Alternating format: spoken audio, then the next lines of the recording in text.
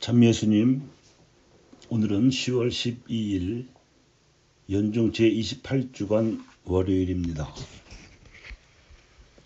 몇 해 전에 선종하신 성창경 사도 요한 시인이 내신 시집 황홀한 초록빛에는 천주교 200주년을 기념하여 지은 칸타타의 가사로 지은 시 부활이 들어있는데 그 일부만 소개해 드리겠습니다.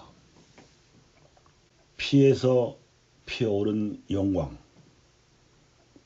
알파여 오메가이신 하느님을 목숨으로 증거하는 일보다 더 큰 영광이 무엇이 있으리요? 불타는 믿음, 뜨거운 기도, 은은한 향 되어 영혼의 스민이 보라 내려주시는 저 부신 빛, 세상에 의인이 가득 찰 때 땅에 하늘나라가 세워지리니 아름다워라 하느님의 뜻. 세상에 의인이 안 차는 것은 너도 나도 그런 생각 안 하기 때문 우리 모두 의인이 되도록 하세. 우리나라 의인으로 가득 찬 나라, 하느님의 평화 깃든 고요한 나라, 그 기운이 차츰 널리 퍼져서 온 세상에 의인이 가득 차리라. 그때엔 땅 위에 빛과 사랑의 하느님 나라가 이룩되리라. 이 땅에 빛을 내려주시는 하느님께 무한한 감사, 영원한 찬미와 영광, 피에서 피어오른 영광. 갑자기 이 시가 머릿속에 떠오른 이유는 기쁨과 희망 사목연구원에서 보내온 서예전 초대장 덕분입니다. 생각해보면 조선 왕조의 기운이 기울어져 갈 때 나라를 일으켜 보겠다고 들여온 천주교는 왕조로부터 모진 박해를 당하고 수많은 치명자들을 배출했습니다. 천주교 200주년 기념 행사는 그 순교자들을 성인 품에 올리는 영광스러운 자리였고 윗 시도 그 자리를 빛내려는 칸타타의 가사였습니다. 그런데 해방되고 분단된 나라에서 북쪽은 전쟁을 일으키고 적화 통일의 야욕을 버리지 못하고 있을 때 남쪽에서는 북의 위협을 빌미로 군사 독재를 일으켜서는 인권을 유린하고 부정부패를 일삼았기로 또 한 차례 천주교 신자들이 나라를 일으켜 보겠다고 나섰습니다. 첫 박해 시기에는 평신도들이 앞장을 섰는데 이번에는 사제들이 앞장섰습니다. 그 줄에서 트리엔트 공회의 가르침으로 교육받은 마지막 세대인 윤형중 마테오 신부와 제2차 바티칸 공회의 가르침으로 교육받은 첫 세대인 함세웅 아우구스티노 신부가 선두에 섰습니다. 그렇게 하여 1974년에 민주회복국민회의가 대한민국 현대사에 깃들인 유신의 어둠 속에서 민주화의 횃불을 처음으로 들었습니다. 그리고 나서 반세기가 흐른 지금 그 역사를 회고하기 위한 서예전이 열린답니다. 이미 원로가 된 함 아우구스티노 신부가 벌써 선종한 지 40년이 넘은 윤 마테오 신부를 추모하며 반세기 동안 밝혀온 횃불을 붓글씨로 기록하여 전시하는 자리입니다.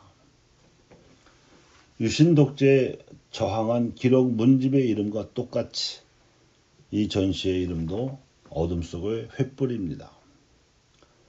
이런 노력에 눈을 돌리는 이유는 박해시대 이후 천주교가 두 번째로 저항한 유신시대의 십자가를 부활로 승화시켜야 하기 때문입니다. 박해의 치명자들은 200년이 지난 지금 성인품에 올리는 종교적 노력으로 추앙하지만 지난 세대에 활약했던 유신 어둠의 횃불잡이들에 대해서는 그들이 대변하고자 했던 그 시대의 고난과 아픔, 약자들과 희생자들의 이야기를 양지로 꺼내 놓는 문화적 노력이 먼저 필요하기 때문입니다. 사실 7, 80년대 치열했던 고난과 저항의 십자가를 이제는 묻어두었던 가슴에서 꺼내어 모두를 위한 이야기로 들려주어야 그 치열했던 진실이 온 세상에 알려질 수 있고, 또 그래야 그 안에 담겼던 선하고 치열한 기운으로 온 결례와 이 나라가 부활의 은총을 입을 수 있습니다. 오늘 복음에서 예수님께서는 평소와 달리 군중에게도 쓴소리를 하셨습니다. 그 요점은 두 가지였는데, 요나의 설교를 듣고 회개한 니느웨 사람들처럼 회개하라는 것과 솔로몬의 지혜를 청한 남방여왕처럼 지혜를 구하라는 것이었습니다. 그런데 예수님께서는 당신 자신을 일컬어 요나보다도 솔로몬보다도 더 큰 일하고 자처하심으로써 회개의 기준을 십자가로 명확히 밝힌과 동시에 지혜의 기준도 부활로 선명히 밝히셨습니다. 그러니까 율법을 지키지 않아서 저지른 죄를 뉘우치는 1차적 회개에 그치지 말고 사랑을 미루고 있는 데 대한 본질적 회개를 하려면 회개의 초점을 십자가에 두어야 하고, 또 그 십자가를 짊어지는 자세가 고난을 힘겹게 짊어지며 불행스럽게 느낄 것이 아니라 그 십자가로 말미암아 그와 관련된 여러 사람의 죄를 아울러 용서받는 것이므로 당사자만이 아니라 여러 사람의 삶이 새로워지는 부활의 자유로 행복스럽게 느껴야 한다는 것입니다. 따라서 우리나라의 7, 80년대 어둠의 시대에 유신을 타파하고자 횃불을 들었던 이들의 이야기 역시 그들만의 십자가가 아니라 그 시대를 살아가는 모든 한국인들의 정신적 부담이기도 했으므로 붓글씨로 쓰는 서예를 비롯해서 여러 가지 가능한 문화적 장르로 표현해야 우리 모두가 부활의 자유를 누릴 수 있을 것이며 세상에 의인이 가득 찰 때에도 언젠가는 다가올 것입니다. 이것이 솔로몬의 지혜보다 더 귀한 부활의 예지입니다. 성찬경 시인이 지은 같은 카탄타에서 모든 순교 소녀들이 우리에게 보내주시는 축복의 노래 가사로 강론을 마무리하겠습니다. 사랑하는 오늘의 결의들이여, 여러분께 무한한 축복을 보냅니다. 우리 복음 역사를 순교로 이어주신 주님께 더욱 감사를 드립시다. 순교는 은총의 꽃 중 꽃이기에 여러분도 순교 정신 이어가시오. 치명의 순교 말고 말씀을 위해 양심의 피 흘리는 순교도 있어.